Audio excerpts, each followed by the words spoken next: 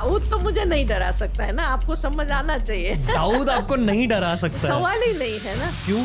दाऊद बहुत आर्गुमेंटेटिव है, वो उसकी इनसिक्योरिटी इतनी आती है, बोलते हैं एक नंबर का डरपोक था वो। पाकिस्तानी के पूछे बिना शाम को रात को आइसक्रीम नहीं खा सकता। काफी इंटेलिजेंस ऑफिसर हमारे उसके टच में। मैं उसको मुझे चाचा क्या दाऊद मर गए हैं, वो मुझे बता देता है। क्या शीला जी आपने कैसे ऐसे सोचा है, मैं आपको बताऊंगा। तो मतलब वो जिंदा है। मैम कुछ लोगों ने आपका स्मिता प्रकाश के साथ वाला इंटरव्यू देखा था। आप इंटरनेट लेजेंड बन चुके हो, क्योंकि आई फील कि अभी 2023 में 2024 में लोगों को पता चल रहा है कि आप कौन हो और आपने लाइफ में क्या क्या देखा है, आपने किन किन से बात किया है, आपने कैसे लोगों को जाना है।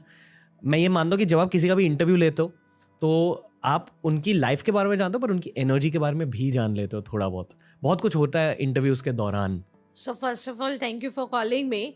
क्राइम को लेकर बहुत सारे लोगों ने बहुत सारी फिल्में बनाई हैं, बहुत सारे लोगों ने फिल्में देखी हैं, पर फिल्मों में ना एक लिमिट होता है। There is a limit to what you can show. आप लिटरली दाऊद इब्राहिम से मिले हो, आप इतने सारे डॉन से मिले हो, छोटा शकील से मिले हो। जब कोई आपसे ऐसी बातें करता है तो पहले आपको क्या लगता है? अच्छा सवाल है। देखो ऐसा है, जब स्मिता प्रकाश का मेरा इंटरव्यू आया तो मुझे एक बहुत शौक लगा है। एंड प्लीज़ रणवीर अंडरस्टैंड वो शौक क्या है मेरा, कि मैंने ज़िंदगी में इतनी अच्छी अच्छी स्टोरी करी है। मेरे पास 8,000 से ज़्यादा आर्टिकल मेरे अब बहुत अच्छी तरह डॉक्यूमेंटेड है जी। और rediff.com में भी मैंने हज़ारों आर्टिकल लिखे हैं। और मैं ऐसी जर्नलिस्ट हूँ जिसने रोज़ के 5 आर्टिकल भी लिखे। ब्रेकिंग न्यूज़ देती थी मैं ओरिजिनली rediff.com में। अब ब्रेकिंग न्यूज़ टीवी पे तो बहुत बाद में आया। जी। सोनिया गांधी प्राइम मिनिस्टर नहीं बनेगी, ऐसा first line breaking news rediff पे मेरा था जब इंटरनेट तो हमारा वेबसाइट क्रैश हो गया था। और मेरी वो वन लाइन के बाद सोनिया गांधी प्राइम मिनिस्टर नहीं बनेगी, एक ही लाइन आया था, ब्रेकिंग न्यूज़ लिखा कॉलन एंड दिस। rediff के एडिटर निखिल लक्ष्मण ने करा ऑनलाइन, राइट, वेबसाइट का फर्स्ट पेज पे। और with in 30 minutes stock market 500 points ऊपर चला गया। इतना लोगों को खुशी हुई, क्योंकि अगर सोनिया जी प्राइम मिनिस्टर बनती थी तो कन्फ्रंटेशन होता था, क्योंकि बीजेपी ने बहुत अपोज किया था कि इटालियन प्राइम मिनिस्टर नहीं चाहिए। सो इतनी अच्छी स्टोरी पर कोई पूछा नहीं है मुझे आज तक कि कैसे मिली वो, कितना डिफ़िकल्ट था वो स्टोरी जानना। मैंने कितनी मेहनत करके वो स्कूप लाई थी। मैं कर्नाटक काफ़े में एयरपोर्ट पे इडली खा रही थी तो सामने कोई मुझे बैठा था और मेरे पास आके बोला कि आप हिस्टोरियन हैं। मैं कहा नहीं, लेकिन नहीं वो जर्नलिज्म के कुछ है। मैं कहा हाँ। तो कि वो आपका ENI में दाऊद वाला था ना मैम, बहुत इंटरेस्टिंग था। और सबसे ज़्यादा सवाल जब से ENI का आया है सब मुझे ये पूछ रहे हैं आपको डर नहीं लगा? हाँ वही, आपको डर नहीं लगा? You don't ask me. तो अरे भाई जर्नलिस्ट है हम हमारा काम करते हैं। हम देखो, हमें डराना भी नहीं चाहिए। दाऊद तो मुझे नहीं डरा सकता है ना, आपको समझ आना चाहिए। दाऊद आपको नहीं डरा सकता है? सवाल ही नहीं है ना। क्यों? क्योंकि हम जर्नलिस्ट हैं और हम अच्छे जर्नलिस्ट हैं। हमें किसी से ना लेना है ना देना है, सच जो जानते हैं वो लिखना है। तो हमें कौन क्यों डरा सकता है? मैं आज 24 चल रहा है, मैं उसको लास्ट 88 में मिली हूँ और 2002 जुलाई में मैंने एक बार उससे 4 घंटा लंबी बात करी थी फ़ोन पे 2000 जुलाई। और फिर वो बात करने के बाद मुझे लगा कि बस इनफ हो गया। अभी मुझे ये दाऊद पाकिस्तान में बैठा है, बात कर रहा है, वहाँ से कोई मतलब नहीं है। और मैंने भी बात करना छोड़ दिया, उसने भी छोड़ दिया। पर 81 से 2002 हम लगातार बात कर रहे थे। लगातार? हाँ, मतलब he was my source, I am a journalist. यहाँ तो जहाँ जिस सिटी में बैठ के ये इंटरव्यू हो रहा है, मुंबई में तो ज़बरदस्त क्राइम था। और मैं क्राइम मेरी बीट थी, मतलब मैं स्टॉक एक्सचेंज और क्राइम वो मेरी मेजर बीट थी, कॉमर्स एंड क्राइम। सो मैं ये कह रही थी कि मैं जब से ये दाऊद का ये स्टोरी मैंने थोड़ी स्मिता प्रकाश के इंटरव्यू में बताई है, बहुत ज़्यादा उसका रिएक्शन आया है। और मैं उसकी बात, अभी मुझे ये एक बात समझ आ रही है कि खास करके दाऊद इब्राहिम पाकिस्तान जाके बैठा, उसके कारण ज़्यादा हो रहा है रिएक्शन।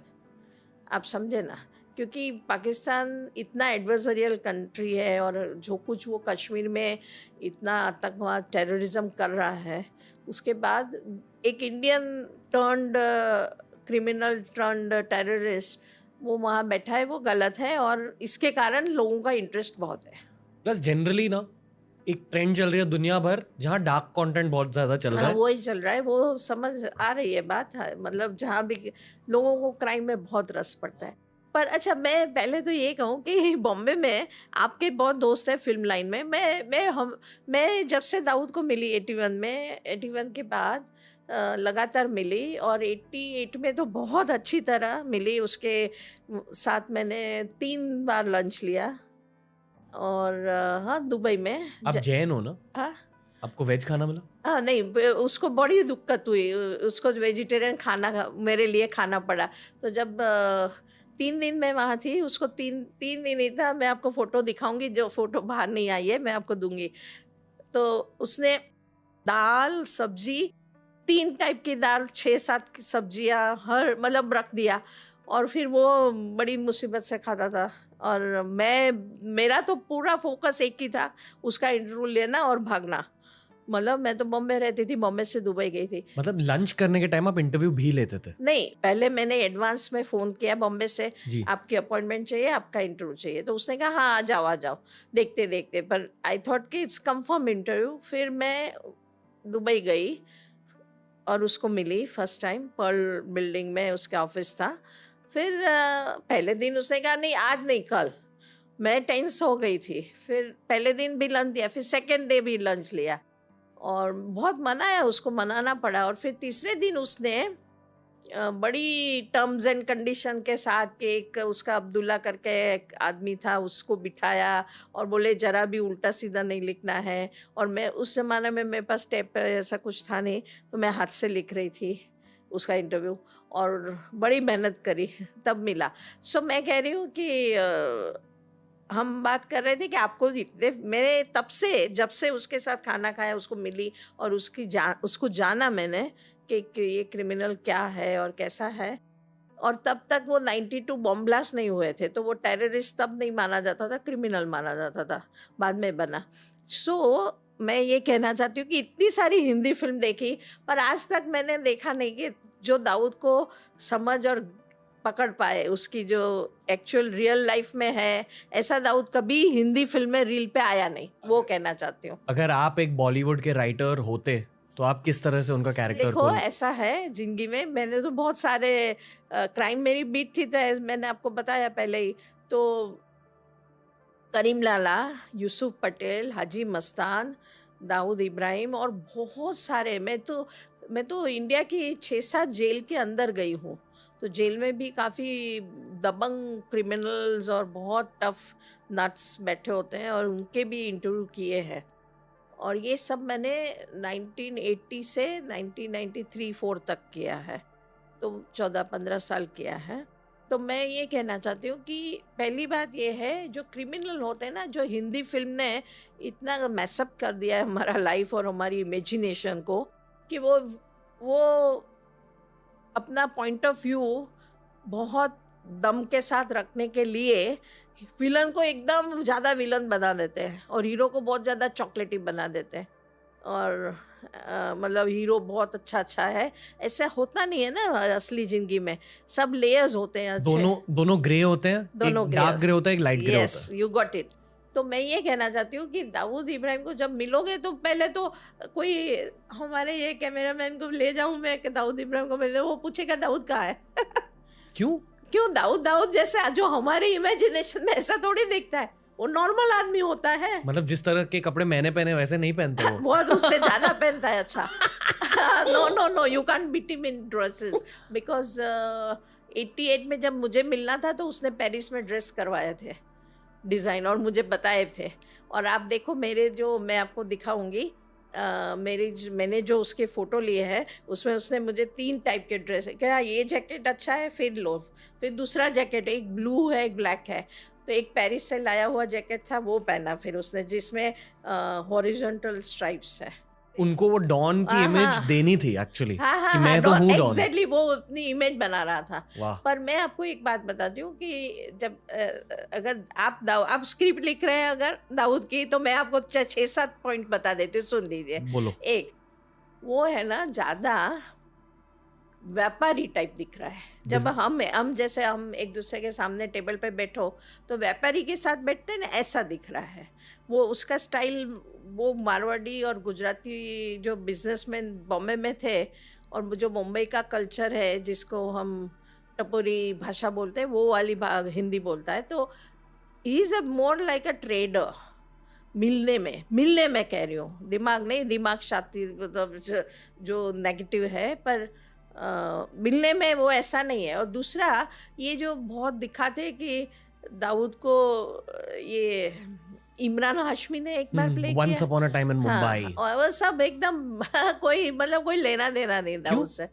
नहीं, क्योंकि बहुत जो व्यापारी होते हैं ना, उनमें बहुत समझ होती है सब कुछ। उनको समाज बहुत समझ आता है। समाज मतलब सोसाइटी के दाऊद का रत्नागिरी महफूज पे आधा घंटा भाषण दे सकता है। तो दाऊद सिर्फ क्राइम की बात नहीं करते हैं ना, जो क्रिमिनल होते हैं ना, वो उनमें भी नॉर्मल लाइफ की भी सब कहानियाँ पता होती है। और दूसरा, दाऊद का जो जो होता है, जैसे दाऊद जो इसने एक्सट्रीम क्राइम्स किए हैं और क्रिमिनल आदमी है। मैं 25 बार बोल रही हूँ, मैं उसको वाइट वॉश नहीं करना चाहती कहीं, लेकिन वो एक तो खुद बहुत अच्छा ट्रेडर है, क्योंकि उसने ज़िंदगी में हमेशा ट्रेडिंग किया है, पैसे कमाए। वो 800,000 करोड़ उस टाइम भी था उसके पास, जब मैं उसको मिलने गई थी, हज़ारों करोड़ थे। जिसे बिजनेस एक्यूमेन हाँ, कहते हैं, गुड एग्जैक्टली बिजनेस हाँ। सो स्किल्स। उसको एक तो बिजनेसमैन दिखाना पड़ता है जी। दूसरा, उसको बहुत ही बॉम्बे में था, तो आपको जानते हैं बॉम्बे में तो रंगीन लाइफ होती है, तो उसको सब समझ, हिंदी फिल्म, गीत गाने, मैंगोज, गुड फूड, पेरिस और इटालियन फैशन ब्रांड सब पता होता है। और दूसरा, आपको स्क्रिप्ट अगर लिखे उसमें खास लिखना चाहिए। बोलो। कि दाऊद बहुत आर्ग्यूमेंटेटिव है, मतलब उसको एक पॉइंट पे इतनी बार आर्ग्यूमेंट करेगा, रिपीट अगेन एंड अगेन, क्योंकि पैशन बहुत था।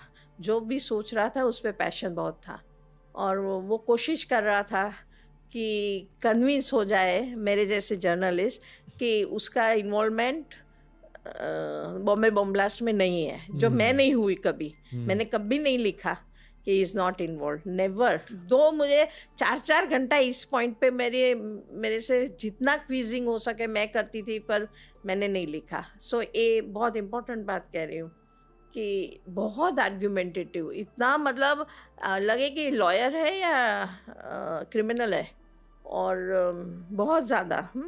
और दूसरा है उसकी पर्सनालिटी कभी हिंदी फिल्म वालों पकड़ नहीं पाए हैं।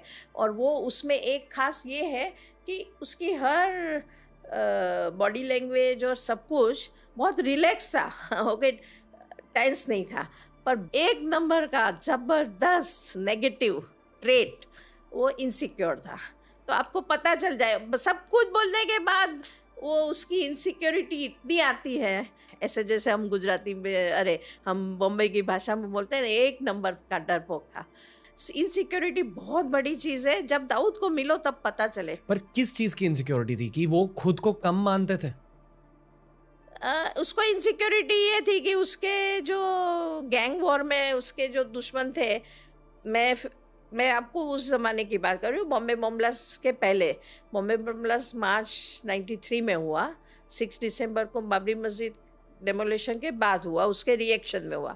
मैं 93 के पहले की बात कर रही हूँ, तब वो बॉम्बे की स्ट्रीट वॉर में था ना, गैंग वॉर में जी। तो छोटा राजन और सब, तब शुरुआत में तो छोटा राजन उसके साथ था, एक्चुअली उसके साथ ही था, फिर झगड़ा हुआ। पर और पुलिस भी थी इन्वॉल्व, पार्टी के पुलिस में आधे करप्ट थे, आधे उसके खिलाफ थे, आधे उसके गैंग उसके दुश्मनों के खिलाफ साथ थे। तो दाऊद इब्राहिम को ये था कि कोई कभी उसको उड़ा देगा। ये आप पूछ रहे थे, इनसिक्योरिटी वो थी कि वो उसको लग रहा था कि उसका कोई मर्डर करेगा। he is very difficult to portray on television screen also because of his very peculiar traits of Bombay उसके ऊपर बहुत छाया हुआ था। दाऊद इब्राहिम के साथ कोई कमरे में बैठे हो तो किसी को पूछना पड़े इसमें दाऊद कौन है, मतलब he won't come out as a villain. उनकी एक बहुत मशहूर फोटो है जिसमें ऐसे बैठे हैं। हाँ, वो मैंने ही लिया है। आपने ही लिया वो फोटो? हाँ, वो मुझे पोज दिया कि अब ठीक आ रहा है। डॉन वाला पोज दिया? हाँ, मेरा ही है। वाह। वो मेरे ही मैगजीन के कवर पे है, अभियान के। वाह। और मुझे तो कैमरा भी बहुत महंगा कैमरा और अच्छा कैमरा था, मुझे तो इतनी अच्छी फोटोग्राफी नहीं आती थी, पर उसकी ऑफिस में लाइट बहुत थी क्योंकि वो 13 फ्लोर पे थी, पर्ल बिल्डिंग दुबई में, तो पूरा व्यू आ रहा था, पूरा आकाश दिख रहा था, तो इसलिए बहुत अच्छी फोटो आ गई है। अब 88 उनको आपने लास्ट देखा कभी? 1988। हाँ। आपको क्या लगता है कि वो अब कैसे दिखते हैं? मैं सुनती हूँ, मैं तो इंटेलिजेंस की भी रिपोर्टिंग करी है, सीबीआई और ईडी और सबकी करी है, रेवेन्यू केसेस मैंने बहुत ज़्यादा किए राधा, तो सब अपने देश के स्पाइस, अपने देश के इंटेलिजेंस ऑफिसर्स मिलते रहते हैं, मैं उनको मिलती रहती हूँ, तो अभी तो थोड़ा कम कर दिया है मैंने, मैं पॉलिटिकल एनालिस्ट हूँ, लेकिन मैं बता सकती हूँ आपको कि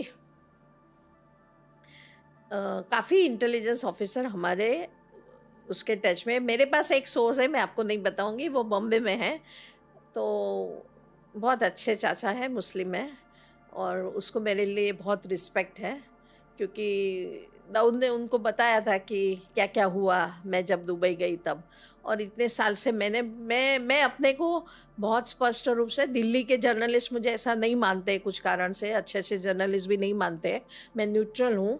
दिल्ली के मीडिया ने बकवास करते हैं, मैं सेंटरिस्ट हूँ, न्यूट्रल हूँ, फेयर हूँ, मैं किसी के भी साथ नहीं हूँ, ना बीजेपी ना कांग्रेस, ना दोनों के खिलाफ भी मैं हूँ, क्योंकि मैं कोई भी पॉलिटिकल पार्टी वो अल्टीमेट नहीं है लाइफ, वो कोई देश नहीं चला रहे हैं, देश हम चला रहे हैं जी, हम मतलब पीपल।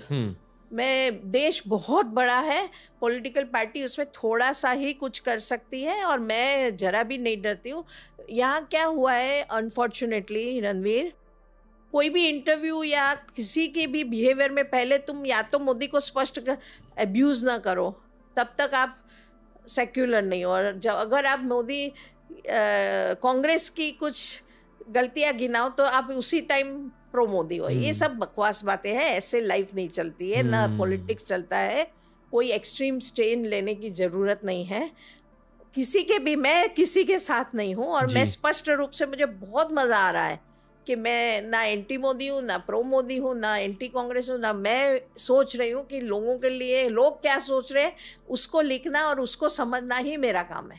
अच्छा, अब उसको छोड़ के मैं ये बात कर रही हूँ कि मैं ये इसके संदर्भ में कह रही हूँ कि मैं दाऊद से मिलती थी, और ये जो हो रहा था वो, उसमें दाऊद ने मेरे से इतनी सारी बात क्यों की वो समझा रही हूँ, क्योंकि मैं ये जो न्यूट्रल मेरा स्टैंड, फेयरली किसी को देखना, किसी को चालाकी से उसके खिलाफ लिखना, उससे निकलवा के कुछ उसका तोड़ मरोड़ के करना, मैं नहीं करती हूँ, मैं जर्नलिज्म करती हूँ, मैं जो सुनती हूँ वो लिखती थी।